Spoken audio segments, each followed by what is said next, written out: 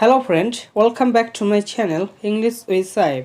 আমাদের ডেলি লাইফে এই ধরনের সেন্টেন্সেস আমরা প্রায় ইউজ করে থাকি, যেমন ক্ষমতা থাকলে আমার সামনে এসে দেখাও, ক্ষমতা থাকলে সেখানে গিয়ে কথা বলে দেখাও, দম থাকলে আমাকে ছুঁয়ে দেখাও, দম থাকলে ওই মেয়েটার সঙ্গে কথা বলে দেখাও।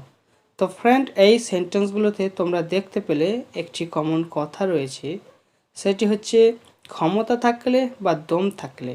এই ক্ষমতা থাকলে বা দম থাকলে এটি বলার জন্য আমরা যে ফ্রেজটি ইউজ করব সেটি হচ্ছে if you have the power, আর দেখানো ইংলিশ হচ্ছে সো।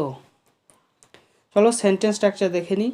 সেন্টেন্স স্ট্রাকচারটি হচ্ছে so plus by plus verb plus ING plus other word plus if you have the power. চলো এক্সাম্পল দেখে নিই।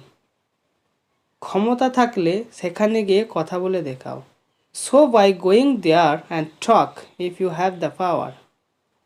ক্ষমতা থাকলে আমার সামনে এসে দেখাও। So by coming in front of me if you have the power. দম থাকলে আমাকে ছুঁয়ে দেখাও। So by touching me if you have the power. দম থাকলে ওই মেয়েটার সঙ্গে কথা বলে দেখাও। So by talking that girl if you have the power. ক্ষমতা থাকলে মাঠে এসে দেখাও। So by coming in the field if you have the power. Thank you for watching. Like, share and subscribe for more videos. Bye.